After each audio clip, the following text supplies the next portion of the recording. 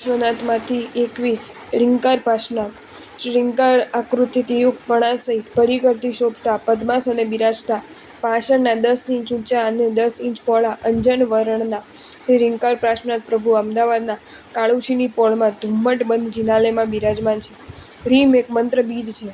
તેમાં ચતુર્વિશ જિનેશ્વરની સ્થાપના છે. મંત્રશાસ્ત્રમાં ધ્યાન કરવા માટે રીંકારની મધ્ય ભાગેથી પાર્શ્વનાથ પ્રભુના ધ્યાનની પદ્ધતિનું વર્ણન આવે છે. આમાં પ્રતિમાજી કાળુશીની પોળના શ્રી શંભવનાથ જિનાલયના ભોંયરામાં શ્રી ચિંતામણી પાર્શ્વનાથની બાજુમાં બિરાજમાન છે. રીમ આકૃતિમાં સ્થાપિત આ પ્રભુ જે રીંકાર પાર્શ્વનાથ નામથી પ્રસિદ્ધ છે. જિનાલયના ભોંયરામાં શ્રી ચિંતામણી પાર્શ્વનાથ ભગવાનને ગાદી ઉપર કાયમ રાખી આ ગંભારાનો જીર્ણોદ્ધાર સંવત 2020ના માગશર મહિનાના શરૂ કર્યો. વિક્રમ સંવત 2021ના શ્રાવણ સુદ દસમને શુક્રવારે પૂજ્ય આગમ પ્રભુ આચાર્ય દેવ શ્રી જંબુસરીશ્વરજી મહારાજ સાહેબના વરદ હસ્તે પ્રતિષ્ઠા થઈ.